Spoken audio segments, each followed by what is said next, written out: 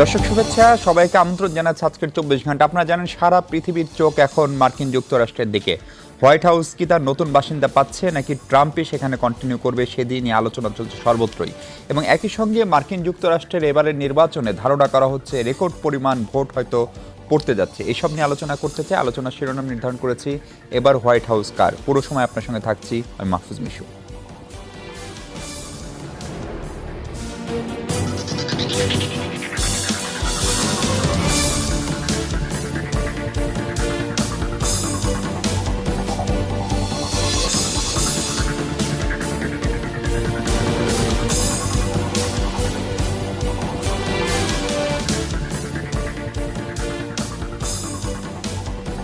দর্শক, যেমনটা বলছিলাম, মার্কিন যুক্তরাষ্ট্রের নির্বাচনে ভোট গ্রহণ চলছে, সেই প্রসঙ্গে আলোচনা করবো। আলোচনার জন্য আমাদের সঙ্গে স্টুডিওতে আছেন জাহাঙ্গীরনগর বিশ্ববিদ্যালয়ের আন্তর্জাতিক সম্পর্ক বিভাগের শিক্ষক অধ্যাপক শাহ আমিন খান। অধ্যাপক খান, স্বাগত আপনাকে। আমাদের সঙ্গে যুক্ত হচ্ছেন বাংলাদেশের সাবেক পররাষ্ট্র সচিব জনাব এম শহীদুল হক। আমাদের সঙ্গে আরও যুক্ত হচ্ছেন ঢাকা বিশ্ববিদ্যালয়ের আন্তর্জাতিক সম্পর্ক বিভাগের শিক্ষক প্রফেসর ডক্টর আমেনা মহসিন। এবং যুক্তরাষ্ট্র থেকে আমাদের সঙ্গে যুক্ত হচ্ছেন ডক্টর আলী রিয়াজ, যিনি ইলিনয় স্টেট ইউনিভার্সিটির ডিস্টিংগুইশড প্রফেসর, সরকার ও রাজনীতি বিভাগ। আপনাদের চারজনকে স্বাগত আজকের 24 ঘন্টায়। আলোচনা শুরু করতে চাই professor doctor Ali Riaz sir, আপনাকে দিয়ে। স্যার, আপনি যুক্তরাষ্ট্রে আছেন, সেখানকার পুরো পরিস্থিতি পর্যবেক্ষণ করছেন। আমরা আপনার কাছে যেখান থেকে আলোচনাটা শুরু করতে চাই সেটা হচ্ছে যে ভোট পড়ার হার। বিশেষ করে এবার আমরা আগাম ভোটের ক্ষেত্রে প্রায় 10 কোটির মতো ভোট দেখলাম। এবং আর বাকি যে 14 কোটি ভোটার, তাদের ভিতরেও ভোটারদের উপস্থিতি বেশ সন্তোষজনক। কেউ কেউ ধারণা করছেন সেটি 70% মতো ছাড়িয়ে যেতে পারে। প্রশ্ন হচ্ছে যে এবারের এই করোনা পরিস্থিতির মধ্যে এত ভোটারদের আগ্রহের নেপথ্যের কারণ আসলে কি? ধন্যবাদ। হ্যাঁ, এখন পর্যন্ত ভোটারদের যে সংখ্যা আমরা দেখতে পাচ্ছি তাতে মনে হচ্ছে যে এটা একটা রেকর্ড পরিমাণ মানে ভোটদানের ইতিহাস তৈরি হবে। কেননা যুক্তরাষ্ট্রে আসলে ভোটদানের ক্ষেত্রে সংখ্যাটা অত্যন্ত খুবই কম হয়ে থাকে। অতীতে যেটা আমরা দেখেছি 61% হলেই আমরা মনে করি যে অনেক ভোট হয়েছে। এবার সেটা 70% পর্যন্ত গেলেও অবাক হবার কিছু নেই। আজ সকাল থেকে, যে আমি এখন এখানে কথা বলছি ইলিনয় থেকে, এখন 11টার মতো বাজে, ইতিমধ্যেই 6টি অঙ্গরাজ্য থেকে যে খবর পাওয়া গেছে তাতে দেখা যাচ্ছে যে তারা 2016 সালে যত ভোট হয়েছিল তার সীমা ইতিমধ্যে অতিক্রম করেছে। এখন মাত্র 11টা বাজে, হিসাব করতে পারেন আপনি যে অন্তত পক্ষে আরো 5 থেকে 6 ঘন্টা ভোট গ্রহণ হবে। এর 3টি কারণ বলে আমি মনে করি। এর প্রথম এবং অন্যতম কারণ হচ্ছে এই যে আগাম ভোট যারা দেওয়ার ক্ষেত্রে উৎসাহী হয়েছিলেন, তারা উৎসাহী হয়েছিলেন যে করোনা ভাইরাসের কারণে পরিস্থিতি যাতে ওই দিন ভোট দিতে যেতে না হয়, সেই জন্য তারা অনেকেই ভোট দিয়েছেন, তাতে করে সংখ্যাটা বেড়েছে। এটা হচ্ছে 1 নম্বর বিষয়। দ্বিতীয় বিষয় যেটা, যে সংখ্যাগরিষ্ঠ এখন আমরা যেটা দেখতে পাচ্ছি আজকেও আর কি, ভোট কেন্দ্রগুলোতে যে ভিড় আমরা দেখতে পাচ্ছি, সেটা জর্জিয়া বলুন, অ্যারিজোনা বলুন, ফ্লোরিডা বলুন, সর্বত্রই সেটা দেখতে পাচ্ছি এই কারণে যে এবারের নির্বাচনকে সবাই অত্যন্ত গুরুত্বপূর্ণ বলে বিবেচনা করছেন। তারা মনে করছেন যে গত অন্তত পক্ষে 2 দশকে এত গুরুত্বপূর্ণ নির্বাচন আসলে অনুষ্ঠিত হয়নি। এবং আমি ব্যক্তিগতভাবে তাই মনে করি যে যুক্তরাষ্ট্রের গণতান্ত্রিক প্রক্রিয়া আসলে ভবিষ্যতে কোন পথে অগ্রসর হবে সেটা আসলে কার্যত নির্ধারিত হবে আজকে এবং ফলাফলের মধ্যে দিয়ে, আজকে যারা ভোট দিচ্ছেন তাদের মধ্যে দিয়ে। তৃতীয় যেটা, সেটা হচ্ছে আমার বিভিন্নভাবে অ্যানেকডোটাল, আমার হাতে খুব সার্ভে ডেটা নেই, কিন্তু অ্যানেকডোটাল ডাটা যেটা, সেটা হচ্ছে, আমি এটা কম্পেয়ার করছি 2008 সালের সাথে, যেখানে আমি দেখতে পাচ্ছি যে আসলে লোকজনের মধ্যে এক ধরনের পরিবর্তনের আগ্রহ তৈরি হয়েছে। এবং সাধারণত স্ট্যাটাসকো ইলেকশনে লোকে যেতে চান না, কারণ হচ্ছে স্ট্যাটাসকো যা আছে তাই থাকবে, আমার ভোট দেওয়া কিছু যায় আসে না। 2008 সালে আমরা এটা দেখেছিলাম যে বারাক ওবামার যখন প্রার্থী হন, ওবামার সেই নির্বাচনের সময় ব্যাপক সংখ্যক লোকের অংশগ্রহণ আমরা লক্ষ্য করেছিলাম। কারণ কি, তারা এর মধ্যে একটা পরিবর্তনের ইঙ্গিত দেখতে পেয়েছিলেন, সেটা হচ্ছে অত্যন্ত গুরুত্বপূর্ণ। তাহলে আমার কাছে মনে হয় যে এগুলো, এই 3টি কারণ মিলেই আসলে পরিবর্তনের ইঙ্গিত, গুরুত্বপূর্ণ বিবেচনা করা, এবং করোনা ভাইরাসের সময় যে কোনোভাবেই হোক আগাম ভোট বেশি হয়ে যাওয়ার কারণে এখন আমরা যারা নিয়মিতভাবে ভোট দিতে যান তারাও যাচ্ছেন, সংখ্যাটা ব্যাপকভাবে বৃদ্ধি পাচ্ছে। জি, দারুণ স্যার, আমরা আপনার বিশ্লেষণ পেয়েছি। আমি একটু অ্যাম্বাসেডর শহীদুল হকের কাছে যেতে চাই, বাংলাদেশের সাবেক পররাষ্ট্র সচিব। অনেকেই যুক্তরাষ্ট্রের আগাম ভোটকে স্যার ভোট বিপ্লব বলা হচ্ছে। এবং বিভিন্ন রকমের জনমত জরিপ, সব জায়গায় দেখা যাচ্ছে যে ভোটের যে ফলাফল সেটা ট্রাম্পের বিপক্ষে যেতে পারে। প্রশ্ন হচ্ছে, ট্রাম্পের বিপক্ষে যদি এই গণরায় যায় তাহলে কি হতে পারে? আমরা নানা রকম আশঙ্কার কথাও শুনছি। ধন্যবাদ। আমার মনে হয় যে এখনো ঠিক ওই সময় আসেনি এই একদম ডেফিনিটলি কোনো কিছু বলার, যে আগাম ভোট যারা দিচ্ছে তারা কি ট্রাম্পকেই দিচ্ছে না বাইডেনকে দিচ্ছে। আমার মনে হয় ওই ধরনের প্রেডিকশন খুব একটা আমরা দেখছি না। যদিও ২-৩ সপ্তাহ ধরে যখন বিভিন্ন পোল হচ্ছিল তখন দেখা যাচ্ছিল যে বাইডেন এগিয়ে আছেন, কিন্তু আজকে যদি সকালবেলা থেকে দেখেন যে খুব একটা পোলের কথা কেউ বলছে না। এবং একটা যারা অ্যানালিস্ট তাদের মধ্যে একটা থমথমে ভাব, যে কি যেন হয় কি যেন হয়। যেটুকু আমি দেখেছি, আমাদের রিয়াজ ভাই ওখানে আছেন, উনি আরো ভালো দেখেছেন। এবং আমি যেটা শুনলাম যে যারা ভোট দিচ্ছে বা ভোট দিতে যাচ্ছে তারা কেউ কাউকে বলছে না যে কাকে ভোট দিচ্ছে বা কাকে দিয়ে এসছে। নর্মালি তারা পোলিং স্টেশন থেকে বেরিয়ে বলে যারা কাকে দিয়েছে ওই পোল পারপাসে। ওইটাও এবার হচ্ছে কিনা আমি এখন পর্যন্ত কোনো পোল দেখিনি। এইটা এখন যদি একটা আপসেটিং কিছু হয় দুই পক্ষেরই, তাহলে ওইটা একটা সারপ্রাইজ হবে। এবং তারপরে এখন অনেকেই বলছে যে ইলেকশন রেজাল্টের পরের দিন থেকে নাকি আসল অবস্থা বোঝা যাবে আমেরিকায়, যে আমেরিকার ডেমোক্রেসি কতটা শক্ত এবং এই ধরনের ক্রাইসিস তারা কতটা সুন্দরভাবে বোঝাপড়া করতে পারে। আমি একজন আমাকে জানালেন যে অলরেডি নাকি দুই পার্টিরই স্ট্র্যাটেজিস্টরা বসেছে যে হেরে গেলে কি করব আর জিতে গেলে কি করব। এবং এর মধ্যে আমার মনে হয় যে নিরাপত্তা কর্মীরাও কিন্তু খুব অ্যাক্টিভ। আমি দেখছিলাম হোয়াইট হাউসের চারপাশে একটা সর্ট অফ সিকিউরিটি ফেন্স তৈরি করা হয়েছে। যদিও বলা হচ্ছে যে ওখানে ওনারা পার্টি করবেন সেই কারণে, তো পার্টি করলে আমার মনে হয় না এত উঁচু ফেন্সের দরকার হয়। I think they have something else in their calculation. আসলে অবস্থাটা আসলেই খুব একটা অনিশ্চিত। সুতরাং আমার মনে হয় আমাদেরকে অপেক্ষা জি, করা এবং ছাড়া এবং সম্ভবত তেমন শুধু অনিশ্চিতের সঙ্গে উদ্বেগ উৎকণ্ঠাও এবার জড়িত হয়েছে মার্কিন যুক্তরাষ্ট্রের নির্বাচনকে কেন্দ্র করে। প্রফেসর আমেনা মহসিন, ট্রাম্প এক ধরনের পরাজয়ের আভাস আগে থেকেই পাচ্ছিলেন এবং বারবারই তিনি আদালতে ফলাফল চ্যালেঞ্জের ইস্যু টানছেন। সেক্ষেত্রে যদি কোনো কারণে ফলাফল কালকে অর্থাৎ নির্ধারিত সময়ের ভিতরে ঘোষণা না হয়, বিষয়টা যদি আদালতের দ্বারস্থ হতে হয়, তাহলে বিষয়টা কি হতে পারে এবং সেরকম কোনো আশঙ্কা আপনারাও করছেন কিনা? না দেখুন, ট্রাম্প তো অনেক ধরনের আশঙ্কা করছেন। উনি অনেকভাবেই নির্বাচনটাকে মানে উনি এক ধরনের ভীতি সঞ্চার করার চেষ্টা করছেন। যেটা ধরেন আপনি যদি প্রচারণাগুলা লক্ষ্য করেন তাহলে আমরা দেখতে পাচ্ছি উনি গত ২ দিন ধরে বারবার বলছেন একটা ফিয়ার এর কথা। তারপরে কি যেন হয়ে যাবে সেটা একটা আশঙ্কার কথা, এবং যেটা অ্যাম্বাসেডর শহীদ বলছিলেন সেই জায়গাটাতেও যেরকম আমরা মানে খবরে যেটা দেখছি যে নিউ ইয়র্কে অনেকে দোকানপাট বন্ধ করে দিচ্ছে, লোকরা মনে করছে এমনও আমি খবরে শুনছিলাম যে দোকানপাটে ওরা জিনিস হোর্ড করে রাখছে। যেরকম করোনার সময় প্রথম দিকে হয়েছিল না যে আমরা জিনিসপত্র আটকে রেখেছিলাম, সে ধরনের একটা অবস্থার মধ্যে যাচ্ছে। কারণ মানুষের মধ্যে একটা ভীতি কাজ করছে। আপনি যেটা বললেন যে হ্যাঁ উনি খোঁজের কথা বলছেন, আহ দেখেন না, এইটা উনি কিন্তু এই ধরনের বিভিন্ন পদক্ষেপের কথা বলছেন। বাট আমার মনে হয় আল্টিমেটলি যেটা হবে যদি বোর্ডস গুলো মানে আহ, আ- মানে এখানে তো এটা তো শুধু ট্রাম্পের পার্টি না, এটা রিপাবলিকান দলের পার্টি। যদিও আমরা জানি যে এখন বলা হচ্ছে যে রিপাবলিকান পার্টিটা ট্রাম্পের পার্টি হয়ে গেছে, বাট রিপাবলিকানসের একটা লং ট্রেডিশন আছে।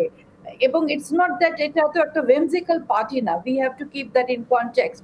It has a long tradition, এবং এখানে অনেক ভালো ভালো লিডারশিপ আমরা পেয়েছি। Trump of course is an exception, এবং ওনাকে ঠিক পলিটিশিয়ান বলাটাও ঠিক না। ওনাকে আমার মনে হয় অনেকে they were tired of politicians, যার জন্য ওরা গতবার ওনাকেই ভোট দিয়েছিল।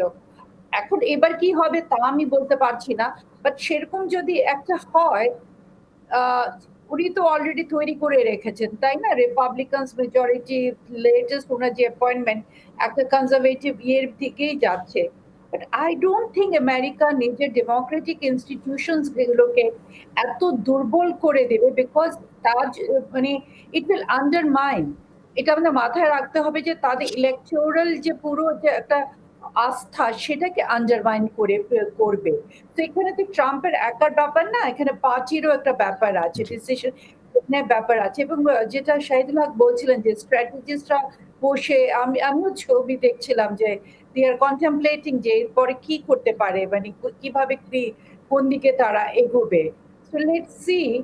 বাট এটা ঠিক যে this is a very unprecedented মানে ইলেকশন আমরা যেটা আমেরিকাতে দেখতে পাচ্ছি এটা। জি, আমি আবার আপনার কাছে আসবো অধ্যাপক শাহাব এনাম খান। আপনার সঙ্গে একটু আগে কথা বলছিলাম যে একটা রিপোর্টের কথা। রিপোর্টের শুরুর লাইনটা হচ্ছে, "the president have survived 1 impeachment, 26 accusation of sexual misconduct and an estimated 4000 lawsuits." এই হচ্ছেন প্রেসিডেন্ট ট্রাম্প। ফলে এরকম একজন প্রেসিডেন্ট, তার পরাজয়কে তিনি কি অ্যাফোর্ড আসলে করতে পারবেন? এর সাথে যোগ করতে হবে আরো দুটো জিনিস, 2 ডিভোর্স ফাইলস অ্যান্ড 6 ব্যাংক্রাপসিস। এখন আমি একটা আর্টিকেল দিয়ে শুরু করি, সেটা হলো ফরেন পলিসি। গতকালকে একটা আর্টিকেল পাবলিশ করেছে, সেটা টাইটেল হলো "forget 538, here's what Israeli oracles are saying about Trump versus Biden". মানে হলো পামিস্ট্রা কি বলছে, এটা হলো ফরেন পলিসির একটা article. Foreign policy is a very revered journal, মানে ম্যাগাজিন। তো সেইখানে বলা হচ্ছে যে এতটাই টেন্সড নেতানিয়াহু, মানে ট্রাম্পের জয়ের ব্যাপার নিয়ে, যে সে এখন অ্যাস্ট্রোলজিস্ট, নিউমেরোলজিস্ট আর পামিস্টদের নিয়ে বসেছে। এবং সেটা কে পাবলিশ করেছে? তার পার্টির ব্যাক করে যে পত্রিকা ইসরায়েল হায়ম, তারা। তো তার মানে আপনি বুঝতে পারছেন যে ট্রাম্পকে নিয়ে এক ধরনের শঙ্কা কিন্তু সব জায়গাতেই আছে। কারণ যদি জো বাইডেন আসে, তাহলে ইসরায়েলের জন্য যে মেইন প্রবলেমটা হবে যে জো বাইডেন অনেক বছরের পুরনো বন্ধু বটে, কিন্তু ইডিওলজিক্যালি একসাথে না। কিন্তু ট্রাম্প হুইমজিক্যাল হলেও তার এক ধরনের বড় রকমের এইডে একটু নৈকট্য আছে। করে। হ্যাঁ, তো এখন এই ধরনের যে সিচুয়েশনগুলি দেখেন, নেতানিয়াহু চাচ্ছে তিনি আসুক, এক ধরনের রাইটিস্ট অ্যানালজি আপনি এখানে পাবেন। আপনি যদি দেখেন যে চীনারা কি চিন্তা করছে, চীনারাও চিন্তা করছে যে যদি আসে এটা আমাদের জন্য ভালো, কারণ যত না ইন্টারন্যাশনাল অ্যারেনাতে ক্ষতি করবে, তার চেয়ে ন্যাশনাল অ্যারেনাতে ক্ষতি করবে বেশি। সো সব কিছু মিলে এরকম। আমি একটু আমিন আপার পয়েন্টটা থেকে বলি, যেটা আমার মনে হয় যে খুব ইম্পর্ট্যান্ট এই মুহূর্তে চিন্তা করা, যেটা আপা খুব ক্লিয়ারলি বলেছেন যে ডেমোক্রেটিক ইনস্টিটিউশনসগুলির কি সিচুয়েশনটা হচ্ছে বা হবে। আমি একটা রিসেন্ট জরিপ, যেটা হলো পোল রিলেটেড না, সেটা হলো যে আমেরিকান এই মোমেন্টে আমেরিকানদের কাছে প্রায়োরিটিগুলি কি কি আছে, সেইটাকে মানে আমি ভোটারদের ইস্যু কি? ভোটারদের ইস্যুগুলি কি। 79% মনে করে ইকোনমি, 68% হেলথ, 64% ভেরি ইন্টারেস্টিংলি 3 নম্বরে আছে হলো সুপ্রিম কোর্ট অ্যাপয়েন্টমেন্ট, 62% কোভিড আর 59% ভায়োলেন্ট ক্রাইম। মানে এর মধ্যে প্রথম চারটাই হলো, মানে আপনার প্রথম এই পাঁচটার চারটাই হলো সরাসরিভাবে ইনস্টিটিউশনসগুলির সাথে জড়িত। তার মানে আমেরিকানরা কিন্তু এখন খুব স্ট্র্যাটেজিক্যালি তাদের যে ইনস্টিটিউশনাল এক্সিস্টেন্স বা ডেমোক্রেটিক এক্সিস্টেন্স বা ডেমোক্রেটিক প্র্যাকটিসেসগুলি, সেইগুলি নিয়ে অনেক চিন্তিত আছে। যেটা অ্যাম্বাসেডর শহীদুল হক বললেন, এখানেও যদি দেখেন যে এই যে ফেন্সিংগুলি করা হচ্ছে এই মলের পাশে, দি মলের এখন নাম হলো যে ব্ল্যাক লাইভস ম্যাটার মল। তো সেইখানে যে একটা ডেমনস্ট্রেশন 10,000 থেকে 15,000 মানুষের ডেমনস্ট্রেশন এক্সপেক্ট করছে, সেখানেও কিন্তু বোঝা যাচ্ছে যে ইনস্টিটিউশন, ডেমোক্রেটিক রাইটস যেখানে ভায়োলেটেড হচ্ছে, এই ধরনের অ্যাসপিরেশনগুলি কিন্তু এখন মানুষের মধ্যে চলে আসছে। আপনি যদি আরেকটু ভাগ করি, সেই ক্ষেত্রে দেখা যায় যে ট্রাম্পের যারা সাপোর্টার আছেন, এদের ডেমোগ্রাফিটাও খুব ইন্টারেস্টিং। যেমন ধরেন পলিটিক্যাল ডেমোগ্রাফির মধ্যে হোয়াইট যারা আছে, তাদের মধ্যে কিন্তু আগে 85% ভোটার ছিল, সেটা কমে এসছে 69%। আবার ব্ল্যাক, হিসপ্যানিক, এশিয়ানদের সংখ্যাও কিন্তু বেড়েছে। কিন্তু মুশকিলটা হলো যে এশিয়ান বা হিসপ্যানিকদের মধ্যে যে ইকোনমিক ডিফারেন্সিয়েশনগুলি আছে, সেটাও কিন্তু একটা বড় ডিটারমিনেন্ট ফ্যাক্টর হবে। এডুকেশনের ক্ষেত্রেও দেখা যাচ্ছে যে 65% of Donald Trump's voters never went to the graduate school. তার মানে বাকি যে হোয়াইট মানে নন কলেজ এডুকেটেড আছে, তাদেরও একটা বড় ফ্যাক্টর কাজ করছে। বয়সটা একটা বড় ফ্যাক্টর আছে। গতকালকেও আলাপ করছিলাম যে বয়সটা কেন, যে young voter almost like 49 to 51% মধ্যে ঘোরাঘুরি করছে। সে এই ইয়াং ভোটারদের জন্য 77 ইয়ার্স ওল্ড বাইডেনের হেলথ কি, তার ফ্র্যাজাইলিটি কতটুকু আছে, সেগুলিও কিন্তু এখন পাবলিক সাইকোলজিতে কাজ করছে। সুতরাং এইখানে এমন একটা সিচুয়েশন এসছে যে আলটিমেটলি, যেটা আমেনাপা খুব ক্লিয়ারলি বলেছেন, যে যেটাকে যদি আমি খুব সিম্পল ভাষায় বলি, যে ডেমোক্রেটিক রিসেশন বা লিডারশিপ রিসেশনের দিকে, এই লিডারশিপ রিসেশনটা হয় বয়সের দিকে আসছে, নাহলে এডুকেশনের দিক থেকে আসছে, অথবা পলিটিক্যাল মোটিভেশনের দিক থেকে আসছে, ইডিওলজিক্যাল ফ্যাক্টরগুলি থেকে আসছে। সুতরাং আমরা এখনো বলতে পারি না যে আসলে আলটিমেটলি রেজাল্টটা কোন দিকে যাবে। সেক্ষেত্রে অধ্যাপক শাহবানাম খান, অনেকে বলেন যে ট্রাম্প আসার পরে আমেরিকার যে বিস্তৃতি, বিশেষ করে বিশ্বজুড়ে, সেটা অনেকটা কমে গেছে, অনেকটা কমে বরং ট্রাম্প এমন অনেক পলিসি নিয়েছেন তার অভ্যন্তরেই, যেটি তাকে তার নাগরিকদের কাছে প্রশ্নবিদ্ধ করেছে। ফলে তার বিপরীতে জো বাইডেন কি খুব শক্ত প্রার্থী? এটি নিয়ে আপনার মূল্যায়নে শুনবো, এবং একই সঙ্গে আমি ডক্টর আলী রিয়াজ আপনার কাছে এই প্রশ্নটি রাখি। এই প্রশ্নটি রেখে একটা বিরতিতে যাচ্ছি, একটু পরে আমরা ফিরবো, ফিরে ডক্টর আলী রিয়াজের কাছে এই প্রশ্নের উত্তর খুঁজবো।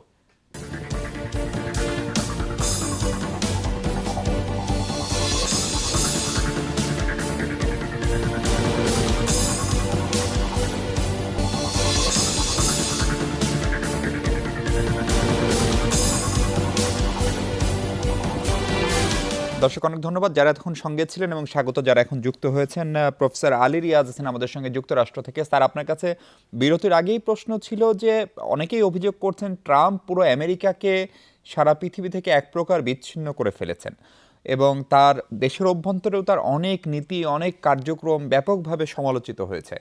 ফলে সেই বিষয়গুলোকে নিয়ে একটা যেরকম ট্রাম্প বিরোধী শিবির তৈরি হয়েছে, একই সঙ্গে এগুলোর পক্ষেও একটা বড় ধরনের জনমত আছে বলে আমরা জানতে পারছি। ফলে সেই বাস্তবতাটা নির্বাচনে কি প্রভাব ফেলতে পারে?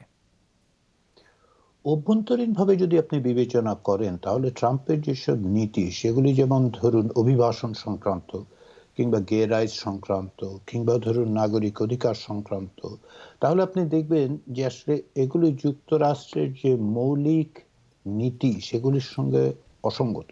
আমি একটা উদাহরণ দিই। ধরুন 500 জন শিশুকে আলাদা করে ফেলা হয়েছিল তাদের পরিবার থেকে। তাদের পরে মানে হাজার হাজার শিশুকে করা হয়েছে, 500 জনের ক্ষেত্রে খুঁজে পাওয়া যাচ্ছে না যে তাদের প্যারেন্টসরা কোথায়। যুক্তরাষ্ট্রে কি এই নীতিটা ছিল? অবশ্যই ছিল, আইনের মধ্যে ছিল যেটা করা যাবে, কিন্তু এটা কি ওভাবে করা হয়েছে? হাতে গুনে কয়েকটা সিচুয়েশন আছে যে ক্ষেত্রে প্যারেন্টসটা স্পেসিফিক্যালি ক্রিমিনাল অ্যাক্টের সঙ্গে জড়িত, তখন করা হয়েছে।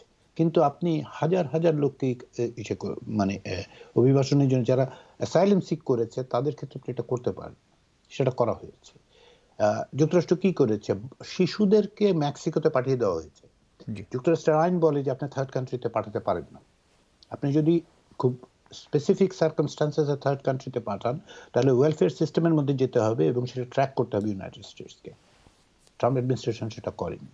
মুসলিম ব্যানের কথা বাদই দেন, আমি সেটা নিয়ে এটা সকলেই জানেন, এটা নিয়ে আলোচনা করার কিছু নেই। কিংবা ধরুন যে পলিসি অর্থে যদি আপনি বলেন যে ডোমেস্টিক পলিসির ক্ষেত্রে ওয়েলফেয়ার সিস্টেমকে যেভাবে ইসে করা হচ্ছে, সোশ্যাল সিকিউরিটিকে যেভাবে মানে ব্যাংকরাপ্ট করার চেষ্টা করা হয়েছে, এবং তার প্রত্যক্ষ উস্কানিতে, এবং এগুলি নিয়ে উস্কানিতে যে শ্বেতাঙ্গ শ্রেষ্ঠত্ববাদীদের উত্থান ঘটেছে। কু ক্লাক্স ক্ল্যান এবং তালেবান একসঙ্গে তাকে এন্ডোর্স করেছে, জানেন তো। মানে এর বাইরে আবার কেউ কেউ এন্ডোর্স করেন আর কি। এটা খুব আমার কাছে বিষয়কর মনে হয় যে তারা কিভাবে এন্ডোর্স করেন।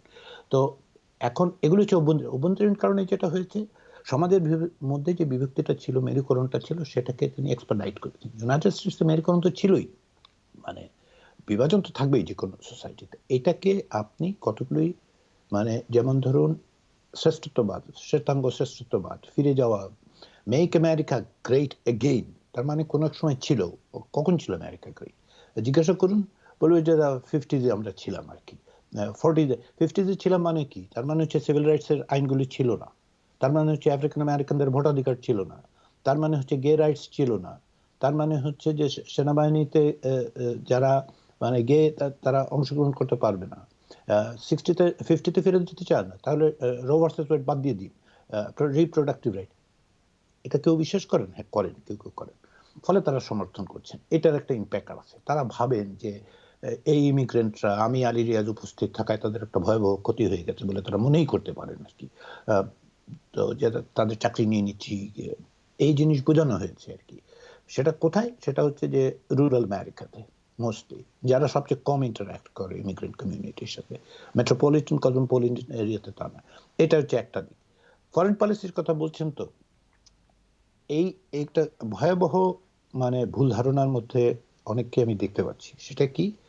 মিস্টার ট্রাম্প কোনো যুদ্ধ করেননি, অতএব তিনি হচ্ছে একটা শান্তিবাদী লোক। অ্যাবসলিউটলি রং, অ্যাবসলিউটলি রং। কেন আমি আপনাকে বলি, বলেন তো, মানে ইউনাইটেড স্টেটসের যে গত 4 বছরে ওয়েপন্স বিক্রি কয় পয়সা কমেছে? মিডল ইস্টে যতগুলো ট্রিটি হয়েছে এগুলো প্রত্যেকটা কুইট প্রোকো, এমনকি সুদানের ক্ষেত্রে সেটা জি। কুইট প্রোকো হয়েছে, ওয়েপন্স বিক্রি করা হয়েছে। এই ওয়েপন্স কি আপনার কি মনে হয় যে আসলে ডাইনিং টেবিলে যাবে? নিশ্চয় না। Absolutely not, it is being used. তাহলে মিস্টার ট্রাম্প যুদ্ধ করেনি, অতএব তিনি মহা একটা শান্তিবাদী লোক, তাকে একটা শান্তির পুরস্কার দিয়ে দেওয়া উচিত। It's absolutely wrong. আরেকটা জিনিস কি জানেন, আপনি বলছেন যে ইউএস হেজিমনি রিডিউস হয়েছে মিস্টার ট্রাম্পের সময়, তাতে আমাদের খুব আনন্দিত হওয়া উচিত। Yes, absolutely hegemony, multipolarity of the world has started, এইটা আমরা জানি। এটা ওবামার সময় হচ্ছিল, এটা অ্যাডজাস্টমেন্ট হচ্ছিল, জি। অ্যাডাপ্টেশন হচ্ছিল, সেগুলো হচ্ছিল, কিন্তু এটা একটা ডিফারেন্ট ওয়ার্ল্ড। জি, এখন সেই স্যার, কিন্তু অ্যাডাপ্টেশন আপনি এই কি এই যে বিষয়গুলো নিয়ে যে আপনি আলোচনা সমালোচনা, তার বিপরীতে আমি একটু শাহবিনাম খান আপনার কাছে আলেরিয়া স্যারের এই বক্তব্য থেকে আসতে চাই। তার বিপরীতেও একদম নেটিভ আমেরিকান আমরা যাদেরকে বলি, তাদের কিন্তু একটা বড় ধরনের সমর্থন ট্রাম্পের এই নীতিগুলোর প্রতি ছিল অথবা আছে। এবং আপনি যদি 2016 নির্বাচনের আগেও দেখেন, তখন সাইলেন্ট ভোটার যারা, তারা সবাই শেষ পর্যন্ত ট্রাম্পকেই বিজয়ী করেছেন। কারেক্ট। হ্যাঁ, ফলে এবারের ক্ষেত্রে বাস্তবতাটা কি? একই, খুব বেশি পরিবর্তন হয়নি। কারণ এখানে বুঝতে হবে যে যেটা স্যার বলছেন অ্যাবসলিউটলি স্পট অন। কারণ এই যে টোটাল ইকোসিস্টেম যেটা আলিরিয়া স্যার বললেন, এইটার সাথে যদি আমি একটু মানে again going back to data, কারণ ডেটাটা দেখা দরকার আছে। মানে এই কারণে দেখা দরকার আছে যে ট্রাম্পের অ্যাচিভমেন্টগুলি কি। প্রথম কথা হলো যে কারেক্ট, মানে আমিও কয়েকদিন ধরে শুনছিলাম যে ট্রাম্পের সময় যুদ্ধ বিগ্রহের ব্যাপার, but Trump is one of the instigator for the entire মানে গ্লোবাল সিস্টেম পোলারাইজেশন থেকে শুরু করে, এবং আপনার আর্মস রেস তৈরি করে দেওয়া, এবং মিলিটারি ইন্ডাস্ট্রিয়াল কমপ্লেক্সকে আবার ফিরিয়ে আনা। ফলে যে কারণে আরেকটা জায়গায় বলছিলাম যে এই প্রথমবারের মতো মানে অনেক দিন পরে মার্কিন যুক্তরাষ্ট্র আসলে একটা মার্কিন যুক্তরাষ্ট্রের রাষ্ট্রপতি পেয়েছে, বিশ্বের রাষ্ট্রপতি না।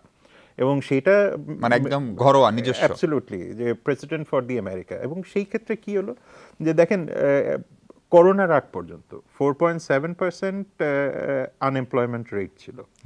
সেটা হলো 10 বছরের মধ্যে লোয়েস্ট। জিডিপি গ্রোথও পিক আপ করেছিল 2.5%, এবং জব গ্রোথ যেটা দেখা যাচ্ছিল সেটা করোনার সময় এসে কিছু কমে গেছে। আবার যখন এই ট্রাম্প সাহেব যখন 2016 সালে প্রেসিডেন্সিতে আসেন, আর 2019 সালে যদি আমি গড় পর্তায় ইনকামের একটা জায়গা দেখি যে $68,703 হাউস হোল্ড ইনকাম, যেটা 9% বেড়েছে, মানে হলো $5,800 বেড়েছে 2016 সাল থেকে। সুতরাং এইগুলো তো ডে টু ডে বিষয়। এবং এই যে স্টিমুলাস চেক দেওয়া $1,200 এবং খাবারের প্রাইস সেটাকে কিছুটা রিজনেবল পর্যায়ে রাখা, ইভেন আপনি যদি ক্লিনটন বা ওবামার সাথে কম্পেয়ার করেন, মানে মোরলেস ওবামার সাথে এক পারেই আছে, কিন্তু ক্লিনটনের সাথে তো বিশাল গ্যাপ। সুতরাং এই বিষয়গুলি কিন্তু আলটিমেটলি হোয়াইট আমেরিকান বলেন বা আমেরিকান নেটিভ বলেন, তাদের জন্য এগুলি খুব ইম্পর্টেন্ট।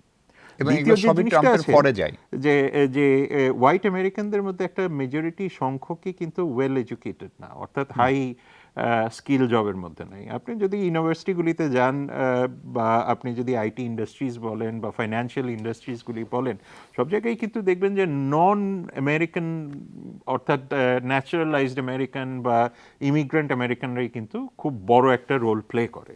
সেই কারণে কিন্তু আমরা দেখতে পাচ্ছি যে এক ধরনের অসমতার বিষয় আছে। এটা আমরা বার্মিংহামেও দেখেছিলাম, ম্যানচেস্টারেও দেখেছিলাম বারবার, যে মানে এই যে মাইনরিটি হিসেবে চিন্তা করা, যে একসময় একটা ধোয়া তোলা হলো যে সাদারা মাইনরিটি হয়ে যাচ্ছে।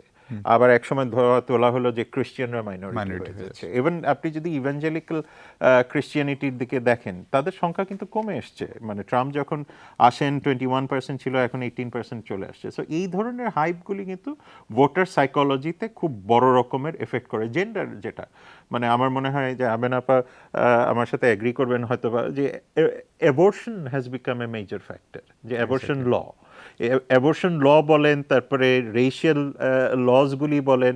আবার আপনি যদি দেখেন সাবআরবান ওয়েমেন, তারা কিন্তু আবার ট্রাম্পের দিকে অনেক বেশি ঝুঁকে পড়েছে, কারণ সাবআরবান আমেরিকানরা অনেক বেশি রুরাল ওরিয়েন্টেশন আছে, যেটা আরবান, অর্থাৎ হলিউডে আপনি যেটা দেখেন বা নেটফ্লিক্সে যেটা দেখেন, তার বাইরেও কিন্তু আমেরিকা অনেক বিস্তৃত। ফলে সেই লোকগুলিরও ব্যাপার আছে। আর আরেকটা জিনিস যেটা বলি, যে এই জায়গায় প্রেডিক্টেবিলিটি আনপ্রেডিক্টেবিলিটি ফ্যাক্টরটা কেন এসছে, দেখেন প্রত্যেক ক্রাইসিসের সময় মানে আমেরিকানদের যে রাষ্ট্রপ্রধান আসেন, 1928-এ ধরেন হুবার্ট যখন আসেন, 444 ইলেকট্রাল কলেজ জয় করে তিনি আসলেন। এই কারণে আসলেন যে তিনি হিউম্যানিস্ট ছিলেন, নতুন করে কমিশন করবেন ইত্যাদি ইত্যাদি করে, মানে ইকোনমি রিফর্মের দিকে যাওয়া। আবার 1936 অর্থাৎ 36-এ গিয়ে দেখা গেল যে নিউ ইয়র্ক গভর্নর রুজভেল্ট সাহেব মানে অ্যাস্ট্রোনমিক্যালি চলে আসলেন 472 ইলেকট্রাল ভোট নিয়ে। আবার অন্যদিকে দেখা গেল যে হুবার্ট কিন্তু 60, তখন কিন্তু রিসেশন আসলো এবং দেখা গেল যে সাবসিকুয়েন্টলি অনেকটা সময় কিন্তু রুজভেল্ট ছিলেন। সো এই ক্যারেক্টারগুলি কিন্তু সবসময় রয়েছে। 1980-তে রেগান এসছে, 68-এর ভিয়েতনামের ওয়ারের ইত্যাদি ইত্যাদি। এই ইকোসিস্টেমসগুলি খুব ইম্পর্ট্যান্ট আমাদের বোঝা। আর লাস্ট যেটা বলি সেটা হলো যে মার্কিন যুক্তরাষ্ট্রের মানুষের কাছে সে অ্যাপিলিং কেন। এইবারের যে আপনি ফরেন পলিসি ডিসকোর্স, যেটা একসাথে হয় নাই, বাট ফরেন পলিসি ডিসকোর্স যদি দেখেন, সেইখানে কিন্তু ট্রাম্প সাহেব কিন্তু নিজেকে বলেন নাই ব্রেক থ্রু ডিপ্লোমেসি করেছি, একবারও আসেনি। অথচ তিনি কিন্তু এই যে মিডল ইস্টকে কেন্দ্র করে মিডল ইস্টের মেজর পাওয়ারগুলিকে নিয়ে আসা ইসরায়েলের পক্ষে ইত্যাদি ইত্যাদি, মানে যেটা অতীত থেকেই প্রসেসটা এসছে, যে তার But সময় উনি at least সেটা অনেক continue বেশি করেছেন। বলস্টার্ড হয়েছে। এবং জেরুসালেম সংক্রান্ত তার যে ইয়েগুলি আছে, লগুলি আছে, সব কিছু মিলিয়ে কিছুটা সাকসেস যদি তার থাকেও ইসরায়েল কেন্দ্রিক, কিন্তু আলটিমেটলি কিন্তু তিনি এই বিষয়গুলিকে নিয়ে আসেননি। কারণ ইরানের একটা বড় প্রবলেম রয়ে গেছে, ক্লাইমেট চেঞ্জের বিষয়গুলি রয়ে গেছে, এখানে তো ম্যাসিভ ফেলিয়ার আছে। আপনার ওয়াল হিসপ্যানিকদের সাথে এটা সরাসরি, কিন্তু তার অভ্যন্তরীণ রাজনীতিতেও সফলতা, অর্থনীতিতে। এক্স্যাক্টলি, কারণ এই গ্লোবাল পলিটিক্স যেটা, যে জেসি মানে জয়েন্ট ইয়ে থেকে, ওই নিউক্লিয়ার ডিল থেকে বেরিয়ে আসা, কিমের কাছ থেকে বেরিয়ে আসা, বা কিমকে আলটিমেটলি এই নিউক্লিয়ার ডিলে না যেতে দেওয়া ইত্যাদি, এই বিষয়গুলি কিন্তু আমেরিকান ভোটারিতে এই খুব মোমেন্টে বেশি প্রভাব হতে পারে। আমি একটু শহীদুল হক স্যারের কাছে যেতে চাই। স্যার, গেল 4 বছরে ট্রাম্পকে নিয়ে নানা ধরনের অস্থিরতা সারা পৃথিবীতেই ছিল, এবং অনেকে মনে করছেন যে বাস্তবিক অর্থেই বৈশ্বিক রাজনীতিতে যুক্তরাষ্ট্রের প্রভাব খানিকটা কমেছে, এটা অনেকের ধারণা। আপনিও তাই মনে করেন কিনা, এটি হচ্ছে প্রথম প্রশ্ন। এবং দ্বিতীয় অংশ হচ্ছে যে কোনো কারণে যদি ট্রাম্প নির্বাচিত না হন, বাইডেন নির্বাচিত হন, তাহলে সেটি ফিরিয়ে আনা তার পক্ষেও সম্ভব কিনা? আচ্ছা, ধন্যবাদ। তার আগে আমি একটা জিনিস একটু বলি। আসলে আমেরিকায় যদি হিস্ট্রি দেখেন, প্রফেসর আলিরিয়াস ভালো বলতে পারবেন, যখনই রিপাবলিকানরা এসছে তখনই একটা বড় ধরনের ইকোনমিক ক্রাইসিস হয়েছে।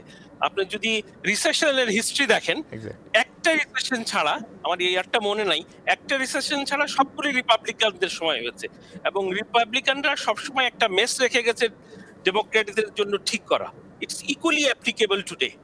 1 2 নম্বর হলো, মানে মানে বাংলাদেশও করোনা প্যান্ডেমিককে মোটামুটি একটু ম্যানেজ করে নিয়েছে এত লিমিটেশনস এর মধ্যে। লুক এট আমেরিকা, 2,30,000 মানুষ মারা গেছে। দ্বিতীয় বিশ্বযুদ্ধেও তো 2,30,000 আমেরিকান মারা যায়নি। How do you rationalise this? এবং তারপরে বলবেন যে সে খুব না নিজের দেশে পপুলার, হয়তোবা। তাহলে আমি বুঝতে হবে যে আসলে ওদের নিয়ে যে আমরা নানা রকম কথা বলি, অ্যাংলো সেকশনদের নিয়ে, not the British but the other part, যারা ওই পাড়ি জমিয়েছে আটলান্টিক, তাদের অনেক কিছুই বোধহয় সত্যি। এইটা হলো আমার বক্তব্য ইকোনমির ক্ষেত্রে। এবং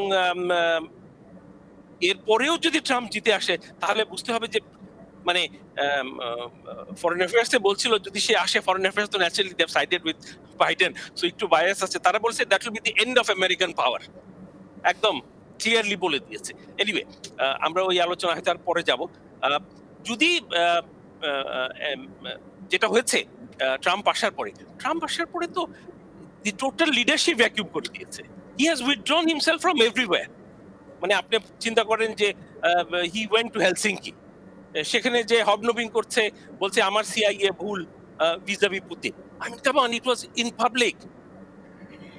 তারপরে সে আপনার নেটোর মিটিং এ যে অ্যাঙ্গেলা মার্কেলের সাথে ওপেনলি একটা একটা ইনডিসেন্ট কনভারসেশনে চলে এসছে। এইগুলো কি জানি হয়তো অনেকে খুব পছন্দ করবে যে বাপের বেটা, আমাদের ওখানেও বলে লোকজন, বাপের বেটা একটা দেখাই দিল। But that's what not the global leadership. I think he has terribly messed everything for United states. এবং যেটা হয়েছে যে হি হ্যাজ দি আমেরিকা, আপনি যেটা পরের আপনার প্রশ্ন, যে জায়গাটা হারিয়ে ফেলেছে ওই জায়গাটা ফিরে পেতে কিন্তু অনেক কষ্ট হবে। ইনফ্যাক্ট এখন বলছে যে আমাদেরকে রিসেট করার কিছু নাই, we have to রিইমাজিন foreign policy. এবং এই ক্ষেত্রে যেটা হচ্ছে যে internationally he has harmed everyone, সেটা ডাব্লিউটিতেই হোক, ডাব্লিউটিওতেই হোক, ইউনেস্কোতেই হোক, আর ট্রেড রিজিমই হোক, সব জায়গায় সে গ্লোবাল যে একটা গুডস তৈরি করার যে একটা মেকানিজম ছিল ওইটাকে ভেঙে দিয়েছে। আমি একটা জিনিস বলে শেষ করে দিই, আমার মনে হয় একটা জায়গায় কোনো চেঞ্জ আসবে না, সেটা হলো ইসরায়েলের সম্পর্কের ক্ষেত্রে। কেউ যদি মনে করে যে বাইডেন আসলে ইসরায়েলের প্রতি শক্ত একটা অবস্থান নিবে অথবা রিভার্স করবে কোনো কিছু, I really do not think iron clad policy, সবাই এটা মেনে নিবে। সুতরাং ওই জায়গায় ভোট রূপান্তর হওয়ার সম্ভাবনা খুবই কম, এবং সেই জন্য আলোচনাতেও এটা খুব একটা আসেনি। ধন্যবাদ। জি, প্রফেসর আমেনা মহসিন, কোনো কারণে আমরা জানি না ভোটের ফলাফল কি হবে। যদি জো বাইডেন জিতেন তাহলে তিনি হবেন আমেরিকার ইতিহাসে সবচেয়ে বয়স্ক প্রেসিডেন্ট, ৭৮ বছর। তার এই বয়সটাও নির্বাচনের, বিশেষ করে তরুণ ভোটারদের মধ্যে একটা আলোচনার বিষয়, সেটা একটা মনস্তাত্ত্বিক ইস্যু। অনেকে বলছেন তিনি এই বয়সে কিভাবে সামলাবেন মার্কিন যুক্তরাষ্ট্রের মতো একটি দেশ, এবং সারা পৃথিবী এক অর্থে আসলে সামলাতে হয়। ধন্যবাদ আপনাকে। দেখুন, আমার মনে হয় না যে আজকের বিশ্বে বায়োলজিক্যাল এজটা সেভাবে কাজ করে। মানে এখন বায়োলজিক্যাল এজের সাথে মানে একটা আপনি দেখেন মিশু, আমরা যদি একটু চিন্তা করি, বাংলাদেশে গ্রামে আপনি যান, 50 বছরে বয়স্ক একজন ভদ্রলোক, এবং শহরে যে একটা মধ্যবিত্ত বা উচ্চ মধ্যবিত্ত পরিবারের 50 is like an early age, মানে আছে না এরকম। এবং ডেফিনেশন অনুযায়ীও কিন্তু বয়সে এটা পাল্টে গেছে। তো আমি ওই বায়োলজিক্যাল এজের দিকে সেভাবে দেখছি না। মানে প্রবলেম হয়ে গেছে কি, আমাদের সোসাইটি গুলো, মানে আমেরিকান সোসাইটি তো বটে, প্লাস আমাদের ওয়ার্ল্ডের মানে আমরা একটা স্টিরিওটাইপিং এর দিকে এগিয়ে যাচ্ছি। বা আমাদের মাথায় থাকে যে কি যারা ওয়ার্ল্ড লিডারশিপ থাকবে তারা একটা পার্টিকুলার ভাবে কথা বলবে, না কথা বললে তা আমরা তাকে অসুস্থ মনে করি। এবং দেখুন এখানে বাইডেনের একটা যে সীমাবদ্ধতা আছে সেটা আমরা জানি। এক জায়গায়, আমি বয়সের জায়গাটা বলছি না, আমি বলছি যে তার এক ধরনের একটা প্রবলেম আছে কথা বলার ব্যাপারে, but that is not a big issue. তার চাইতে তো আমার কাছে মনে হয়েছে যে আপনি যদি ট্রাম্প তার ইনস্টিটিউশনস, আমার মনে হয় সে 4 বছর পার করতে পেরেছে অনেকটা। যদিও আমি বলছি সে প্রত্যেকটা ইনস্টিটিউশনকে আন্ডারমাইন করেছে, এবং রীতিমতো সে মানে how it will get back, that is an issue which the Americans have to solve, but if he can do that, বাইডেনের তো অন্য ধরনের, বাইডেনের সবাই কিন্তু একজন ডিসেন্ট মানুষ হিসাবে চেনে, মানে দ্যাট ইজ সামথিং ওনার সম্পর্কে বলাই হচ্ছে। এবং আপনি দেখেন, আমি ওনার স্পিচ গুলো খুব ফলো করছিলাম, উনি কিন্তু কোথাও সে ধরনের আমার মনে হয়নি যে ওনার মধ্যে ফেটিগ আছে, উনি ক্লান্ত হচ্ছেন, বা ওনার বয়সের কোনো রিফ্লেকশন সেভাবে আসছে, সেটা আমার কিন্তু মনে হয়নি। So I am not taking factoring in his biological age, বরঞ্চ সেটা রিপাবলিকানসরা পার্টিকুলারলি ট্রাম্পকে বলতে শোনা যাচ্ছে যে হ্যাঁ তাহলে কি হবে, সে থাকবে না, কমলা হ্যারিস মেয়াদ শেষ করতে পারবেন। জি আপা, আমরা আবারও একটা বিরতিতে যাচ্ছি। বিরতি থেকে ফিরে আমরা যেটা বুঝতে চাই যে ভোটের ফলাফল নিয়ে, বিশেষ করে রেকর্ড মেইলিং ভোট, তার ফলে সময় নিয়ে একটা কালক্ষেপণ হতে পারে বা সে ধরনের আশঙ্কা মার্কিন গণমাধ্যমগুলো করছে, সেই বিষয়ে প্রফেসর রিয়াজ আপনার মূল্যায়ন শুনতে চাই। তার আগে আবার একটা বিরতি নিচ্ছি, আমাদের সঙ্গে থাকবেন নিশ্চয়ই।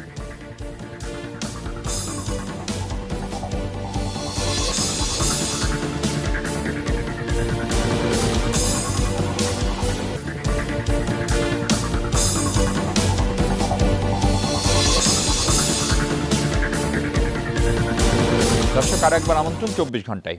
আলোচনা শুরু করতে চাই ডক্টর আলী রিয়াজ স্যার আপনাকে দিয়ে। এই রেকর্ড মেইলিং ভোটের কারণে ফলাফল পাওয়ার সময় নিয়ে কোনো অনিশ্চয়তা তৈরি হচ্ছে কিনা, খুব সংক্ষেপে যদি বলেন স্যার, আমরা একদম শেষ সময়। না, খানি অনিশ্চয়তা নয়, একটু সময় লাগতে পারে আর কি। তবে সবসময় মনে রাখবেন একটা কথা, যে সেটা হচ্ছে যে সবসময় যে অতীতেও যে আমরা খুব তাড়াতাড়ি ফলাফল পেয়েছিলাম তা তো নয়। আপনি 2000 সালের কথা বাদই দেন, প্রেসিডেন্ট ট্রাম্পও যে জিতেছিলেন সেটা কখন? ওই দিন না, কিন্তু পরদিন চূড়ান্ত ফলাফল ঘোষিত হয়েছিল, অন্তত পক্ষে টেলিভিশনগুলোতে। কোথাও কোথাও একটু ইসে হবে, বিশেষ করে যেমন ধরুন পেনসিলভেনিয়ার ক্ষেত্রে হবে, কারণ পেনসিলভেনিয়াতে আসলে 3 দিন পর্যন্ত গ্রহণ করা হবে আর কি মেল ইন ব্যালট। এখন যদি আর্লি লিড এমন পরিস্থিতি তৈরি হয়, এবং পেনসিলভেনিয়াতে 3 মিলিয়ন ভোট বাইরে পাঠানো হয়েছে মেইলিনে, 2.1 মিলিয়ন ফেরত আসছে ডেফিনেটলি, এবং আজকের মধ্যে আরো আসবে। ধরে নেওয়া হচ্ছে রাফলি 500,000 নিয়ে আমাদের চিন্তাটা থাকতে হবে। তো এবং তারা গুনবে আগামী 3 দিনের মধ্যে আসলেই হবে। হ্যাঁ, তো ফলে খালি পোস্টমার্কটা হতে হবে আজকের, ফলে কোথাও কোথাও একটু দেরি হবে, কিন্তু এই নিয়ে বিভ্রান্তির কোনো কারণ নেই আর কি। হ্যাঁ, মিশো, একটা ছোট কথা যদি পারি আমি এখানে একটু বলি। আপনারা উল্লেখ করেছেন মিস্টার বাইডেনের বয়স নিয়ে খুব আলোচনা হচ্ছে, তাই তো? যে আহ, আহ, কিন্তু আপনারা ভুলে যাচ্ছেন যে ডেমোক্রেটিক পার্টির সবচেয়ে পপুলিস্ট লিডার কে ছিল জানেন তো? সেটা বার্নি স্যান্ডার্স। বার্নি স্যান্ডার্স ইসের চেয়ে মানে ট্রাম্প এবং ইসের চেয়ে বয়সের দিক থেকে বেশি। এগুলি হচ্ছে precisely conservative Trumpian propaganda. Don't fall for it, জি ডোন্ট ফল ফর ইট। জি, থ্যাংক ইউ স্যার। আমি একটু জনাব শহীদুল হক আপনার কাছে জানতে চাই যে এই নির্বাচন নিয়ে এত আলোচনা সারা পৃথিবীব্যাপী, আপনার কাছে কি মনে হয়, আপনি পররাষ্ট্র সচিব ছিলেন, যে মার্কিন যুক্তরাষ্ট্রের পলিসিতে আসলে কোনো পরিবর্তন হয় প্রশাসন পরিবর্তন হলে? আহ, এবার অবশ্যই হয়, কারণ ডেমোক্রেটদের ফরেন পলিসি আর রিপাবলিকদের ফরেন পলিসির মধ্যে একটা গুণগত আম, আম, তফাৎ আছে। একটা জায়গা খুবই স্পষ্ট, এবং এটা ট্রাম্পের রিপাবলিকান পার্টির মধ্যে খুব বেশি হয়েছে, যে তাদের যে লিবারেল ভ্যালুস গুলো ছিল এগুলোকে অ্যাবসলিউটলি ডিসরিগার্ড করেছে। গভর্নেন্স, হিউম্যান রাইটস, মানে শুধু নিজের দেশে না, বিদেশেও যে তাদের একটা রোল আছে, ইন্টারন্যাশনাল অর্গানাইজেশনের ভিতরে যে তাদের রোল আছে, এই জিনিসটা নার্চার করার, এই জায়গা থেকে তারা সরে এসছে। সুতরাং এইবার একবার গুণগত পরিবর্তন দেখবেন। পদ্ধতিগত একটা অমিল হবে, যে রিপাবলিকানরা সবসময় একটু মাল্টিল্যাটারালের দিকে খুব একটা যেতে চায় না, যদিও ট্রাম্প একটা এক্সেপশন ছিল, যে সে সব কিছু থেকে বেরিয়ে এসে বলছে আমার এগুলো দরকার নেই, America first and rest is nothing. তো ওই জায়গায় আমার মনে হয় বাইডেন অলরেডি বলেছে যে he will bring back what he is calling that মানে মাল্টিল্যাটারালিজমের যে একটা সুবিধা আছে, সবাই মিলে যে গ্লোবাল সমস্যার সমাধান করতে হবে, ওই জায়গায় আমরা একটা গুণগত মান দেখব। একটা জায়গায় আমরা হয়তো খুব একটা পরিবর্তন দেখব না, সেটা হলো সাউথ এশিয়ার ব্যাপারে বা এশিয়ার ব্যাপারে। চায়না পলিসিতে আমার মনে হয় না দুই অভিন্ন দুই তারা। পার্টির কারোর মধ্যে কোনো পরিবর্তন আসবে। হয়তো একটু টার্নস এন্ড টিউনস এখানে একটু হবে, এদিক ওদিক ডিসেন্সিটা একটু চলে আসবে। ট্রেডের ক্ষেত্রে বোধহয় একটু সফটওয়্যার অ্যাপ্রোচ আমার আমি যেটা দেখছি সেটা নিবে। বাট তাছাড়া কিন্তু খুব বেশি সাউথ পরিবর্তন। এশিয়া, বাংলাদেশ, এই ব্যাপারে কিন্তু আহ, আহ, যেই আসুক আমার মনে হয় will continue to have almost same thing except the human rights, governance জি এন্ড লিবারেল ভ্যালুস, এইটাকে জি, একটু ইম্পোজ প্রফেসর করবে প্রফেসর স্ট্রংলি। আমেনা মহসিন, সেক্ষেত্রে আপনার কাছে একদম শেষ সময়ে ফলাফল আমরা জানি না, এতক্ষণ তো ভোটের বেশ কয়েক ঘন্টা হয়ে গেছে, ফলে আপনার পূর্বাভাস কি শেষ পর্যন্ত? না, দেখুন, আমি তো অবশ্যই চাইবো যে লিবারেল ভ্যালিউস গুলোর যেন জয় হয়। কারণ এগুলোর অনেকগুলো কারণ আছে, সেটার হয়তো টাইম পাবো না, কিন্তু জাস্ট একটা কথা, যেটা আপনারা বলছিলেন যে যুদ্ধ করেননি ট্রাম্প, বাট উনি কিন্তু পুরো পৃথিবীতে একটা মিলিটারাইজড অবস্থা তৈরি করে দিয়েছেন। মানে এবং যুদ্ধ আপনাকে করতে হয় না, সামরিকীকরণের একটা পরিস্থিতি কিন্তু উনি তৈরি করেছেন। এবং যেটা আমি প্রথমে বলতে একটু ভুলে গেছিলাম, সেটা হলো যে এই নির্বাচনে আগে দেখা গেছে গান সেলটাও অনেক বেড়ে গেছে এক্স্যাক্টলি। এবং তখন বলা হচ্ছিল যে আহ, ওই জায়গাগুলো মানে শাহাবত বর্ষণের কথাটা সামনে আনলো, গানের ব্যাপারটাও আমি সামনে আনতে চাচ্ছি এবং সেই জায়গাগুলোতে আমি বলছি যে লিবারাল ভ্যালিউজ গুলো যেন থাকে, এই ইনস্টিটিউশনস গুলো যেন বজায় থাকে এবং সেই প্রেক্ষিতে আমি আমি মনে করি যে মানে ডেমোক্রেসির পক্ষেই আমার ইয়েটা যাবে জি, শাহবান খান, অবশ্যই। আপনার পূর্বাভাস শুনে শেষ করতে চাই। পূর্বাভাস বলাটা খুব ডিফিকাল্ট, কারণ ব্র্যাডলি এফেক্ট যদি চিন্তা করি সেই ক্ষেত্রে পোলগুলির উপরে খুব বেশি আমার আস্থা নেই।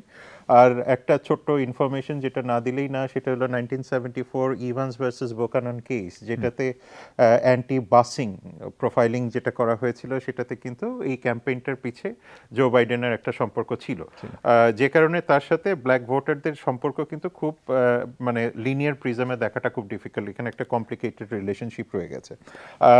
যেটা আমিনা আপা বললেন আমিও মনে করি তাই, যে দুইজনের মধ্যে যদি বলা হয়, স্বাভাবিকভাবেই বাইডেনের কাছ থেকে অনেক বেশি সিভিলিটি এক্সপেক্ট করা যায় এবং মাল্টিল্যাটারালিজমের দিকে ফিরে যাওয়ার একটা ইন্টারেস্ট স্বাভাবিকভাবেই থাকবে বাইডেনের মধ্যে। আর বাইডেনের আরেকটা বড় জিনিস যেটা হবে, চ্যালেঞ্জ যেটা হবে, যে তার রিকনস্ট্রাক্ট করা, ইরানের সাথে রিএনগেজমেন্ট এবং টার্কিশ বেল্টের সাথে রিএনগেজমেন্ট এবং চীনের সাথে সে কতটুকু ছাড় দিতে পারবে এবং কতটুকু কন্টিনিউটির মধ্যে থাকবে, এই চ্যালেঞ্জগুলি তার মধ্যে থাকবে। আর লাস্ট যে পয়েন্টটা যেটা বলি, যে সায়েন্স ম্যাগ মানে ওয়ার্ল্ডের মোস্ট প্রেস্টিজিয়াস সায়েন্স জার্নাল, যেটা সায়েন্স ম্যাগে কিন্তু বলা হচ্ছে যে ভ্যাকসিন ন্যাশনালিজম নিয়ে এই প্রথমবারের মতো সায়েন্স ম্যাগে এডিটোরিয়াল লেখা হয়েছে, যেটার নাম হলো ভ্যাকসিন ন্যাশনালিজমস পলিটিক্স। হ্যাঁ, সেখানে বলছে যে ineffective nationalistic policies and gap between science and politics in the white house is major problem, যে কারণে গ্লোবাল প্রবলেম, এই ভ্যাকসিন বলেন,